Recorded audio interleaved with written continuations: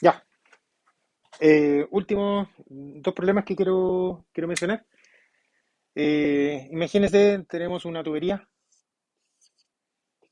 que está cayendo en un ángulo teta, en un cerro, hay una tubería por donde está pasando un caudal, Q, y vamos a definir un volumen de control al interior de esta tubería,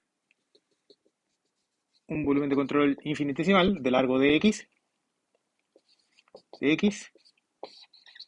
y voy a definir el punto uno por acá arriba y el punto 2 por acá abajo. ¿Ya? Eh, entonces, ¿cuáles son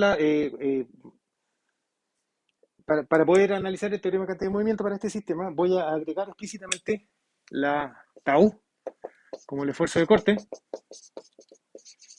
que ejerce la tubería sobre el fluido. No necesariamente agua, porque hay tuberías también para gas. ¿Ya? Y este esfuerzo de corte lo que hace es frenar. Si tengo el agua hacia abajo, lo que está haciendo la tubería es frenar al fluido, así que aparece como un esfuerzo de corte tau que está actuando por arriba, eh, que va a estar actuando sobre todo el manto de la tubería, que sería el diámetro de un círculo de diámetro d. ¿Ya? El perímetro de un círculo de diámetro d, que es donde d es eso. ¿Qué cosa voy a decir? A es igual al área de la tubería.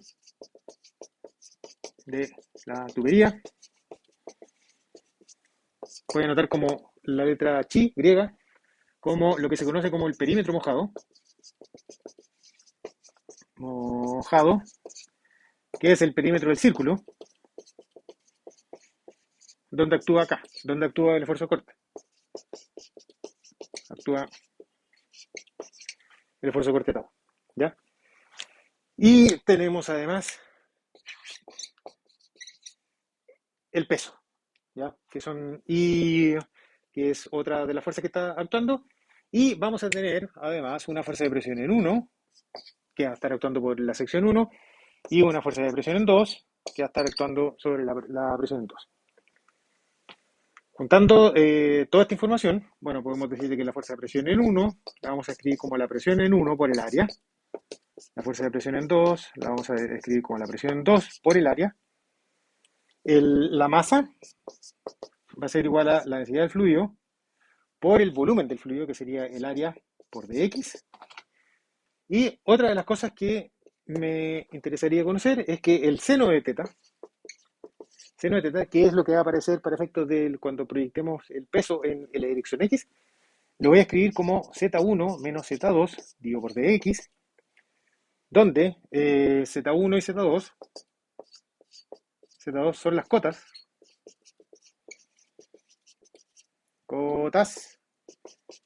del centro geométrico de la tubería.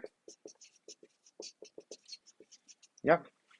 Pensando en que las fuerzas de presión se calculan como la presión en el centro geométrico de la tubería, y yo voy a escribir como Z1 y Z2 como las cotas asociadas a ese centro geométrico de la tubería, que no es nada más que está por el eje central de la tubería. ¿Ya? Entonces, si juntamos toda esta información, tenemos mg seno de teta según más x. Eso ahí tiene que estar resistido por el esfuerzo de corte tau, que está actuando sobre el perímetro, y el largo de x, o sea, es un cilindro de radio d, de diámetro d, y alto de x. Y además vamos a tener entonces la fuerza de presión 1 menos la fuerza de presión 2, que vamos a escribir como P1 menos P2, todo esto acá por el área. Y esto acá tiene que ser igual a rho QV que sale menos rho QV que entra, donde en este caso en particular esto acá es igual a cero, porque no hay ningún cambio en las características de la tubería. Así que tenemos que la sumatoria de todas las fuerzas externas sobre nuestro volumen de control, en este caso en particular, es igual a cero. Si reemplazamos todas las cosas que tenemos puestas por ahí arriba, vamos a tener entonces que la masa va a ser igual a rho por A por dx por g. El seno de teta lo escribo como z1 menos z2 dividido por delta X menos tau por el perímetro mojado por dx más P1 menos P2 por el área tiene que ser igual a cero. Sí, por el área tiene que ser igual a cero. Entonces aquí este delta X se cancela con este otro delta X. Y voy a juntar P1 con Z1. ¿Ya? Por lo tanto, vamos a tener algo así como... y voy a dividir por el área. Divido por el área, divido por el área. Y aquí me queda un área dando vuelta por aquí. Donde finalmente voy a tener que P1 más ρg Z1 menos P2 más ρg Z2 tiene que ser igual al esfuerzo de corte tau por el perímetro mojado dividido por el área. Y aquí por dx, donde si divido por delta x y tomo el límite cuando delta x se va a cero, aquí yo lo que tengo esto no es nada más que la presión motriz en 1.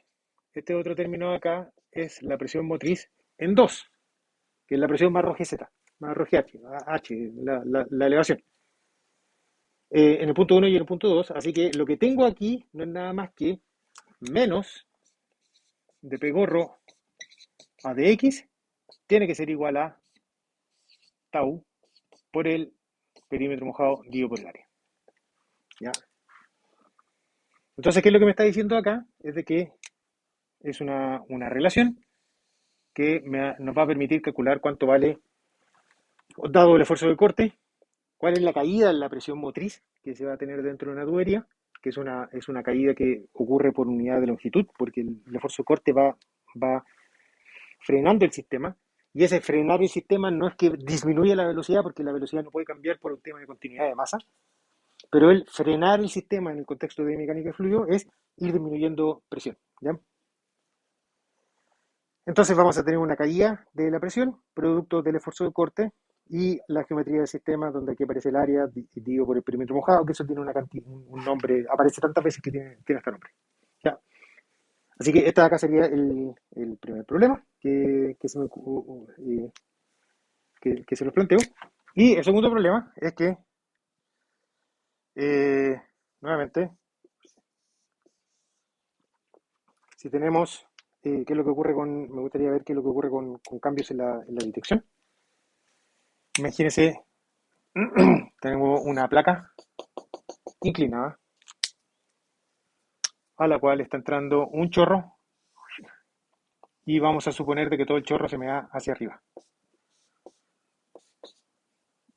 Q, Q. Como ya vimos, ese cambio en la dirección del flujo se tiene que explicar por unos gradientes de presiones que están actuando en este sistema, que lo que hacen es desacelerar el flujo en la dirección X y lo aceleran en esta dirección inclinada. Y eso, si lo vemos ahora desde el punto de vista del teorema de cantidad de movimiento, es que aparece una fuerza F que nosotros vamos a englobar todo ese campo de presiones, lo vamos a englobar como una fuerza F, que es la que está actuando, que está ejerciendo la fuerza del sólido sobre el fluido. ¿Ya? Donde esta fuerza F no es nada más que la reacción al campo de presiones que se genera. Lo vimos en el video supongo que quedó bien, si no me escriben. ¿Ya? Entonces, en este caso acá, vamos a tener X, Y, en este sistema de coordenadas. Para simplificar un poco el análisis, vamos a colocar G hacia allá.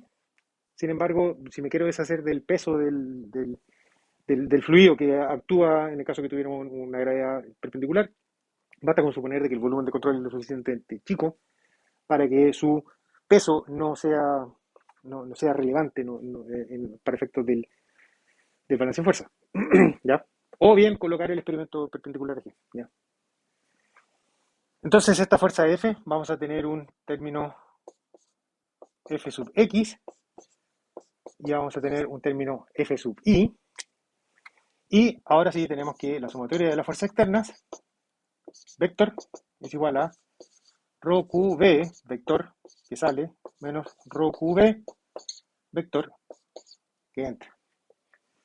Donde las fuerzas, la sumatoria de las fuerzas externas en X va a ser igual a rho QVX que sale, menos rho QVX que entra. ¿Cuánto vale la velocidad de entrada? Esto de acá es U. Ustedes pueden demostrarlo por continuidad de Bernoulli, de que está saliendo con la misma velocidad en esa otra dirección. Hay un cambio en la dirección. Vamos a caracterizar con ese ángulo θ. Entonces, la velocidad en X de entrada es igual a más U.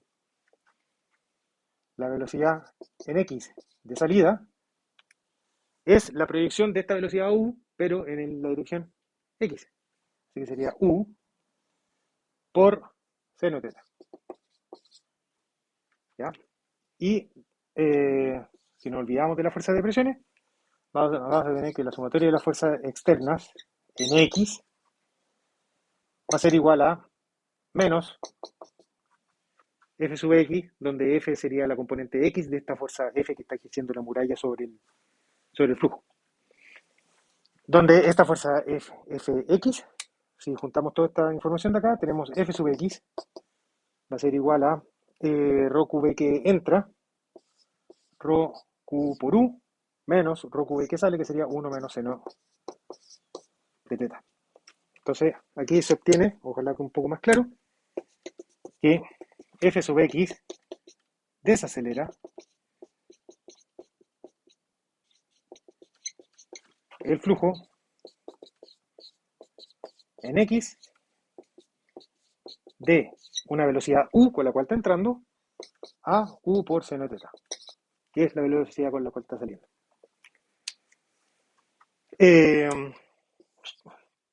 Y ahora lo mismo, tenemos que la sumatoria de las fuerzas externas en I va a ser igual a rho Q VI, que sale, rho Q VI, que entra. ¿Cuál es la proyección en I de lo que está entrando?